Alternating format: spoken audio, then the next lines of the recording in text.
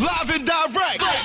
It's Sway in the morning. Right here on Shade 45. Good morning, Gloria. How are you today? Good morning, Kelly. I'm just wonderful. How are you? I'm great because you're here. When I started reading up on you, it connected with me because I consider myself a strong woman, and I love anything that empowers women. And I think that's so important. And people who don't know your story, I want to start talking about your journey because you're from Texas. Yes, I am. And you were a teen mom, and they said you were a teen high school dropout. Let's hear your story.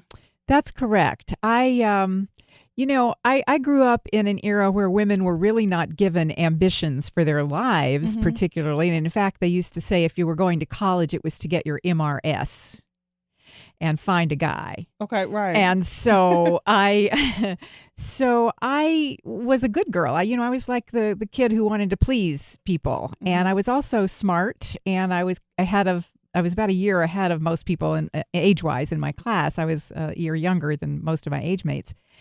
And I wanted so desperately to be like everyone else. And so I had no idea how perfectly normal I really was, because in 1957, the year that America had its highest teen pregnancy rate ever, I became one of those statistics. And so I married my high school sweetheart, and we tried very hard to make a go of it. And we actually stayed together for 18 years and had 3 children. And I did have to drop out of school at that time, because at that time you could not stay in school if you were pregnant. Oh, wow. So I had to drop out. I finished high school by correspondence. And my ex-husband and I had 3 children by the time I was 20. He was 24. So he was quite young too. And I think sometimes that the men get left out of that equation because it's just as difficult for them as it is for us women, I think, in many respects. And they too lose many opportunities in their lives. And, then what happened was, and I think this is really significant for your health program here, is that wonderful new technology came on the scene about that time. It was the birth control pill. Right. And all of a sudden I realized, I can actually think more long term. Absolutely. I can plan out my life better, because now I can decide whether I want to have more children and when I want to have them. So it was at that point that I decided to start to the community college in Odessa, Texas, where I lived. Right. And at that time, it took 12 years to finish, but that 12 years was a great experience because it also gave me time to get involved in community activities and community service, civil rights movement and organizations. And that gave me another epiphany, which was, if there are civil rights, then women must have them too. Right.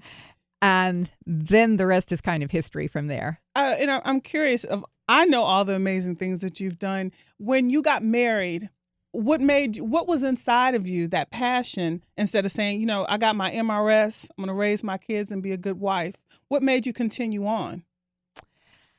I wish I could give you a clear answer to that question. But I think it was that I always, it's when I was 5 years old, I used to carry around a little pad and pencil all the time, and I wrote stories. And I wanted to be a writer. So somehow, even at a very early age, I had some notion of myself as having some kind of a profession. Right. And it took me many years after that until I really could call myself a writer. But I think it was that having some idea of yourself in another role. And I realized that I loved my children very much, but they also, as they got older, they started having their own lives. And I began to need to have my own life too. Right. I carry a little poster around that says, I understand the concepts of cooking and cleaning, but not as they apply to me. Yes. And there was that aspect of it too. It was like, I didn't mind doing those things, but they could not be the center of my life. I just needed more intellectual stimulation. And you kept moving up. And I kept moving. And there were people who saw more in me than I saw in myself. Right. It's Sway in the morning, only on Shade 45.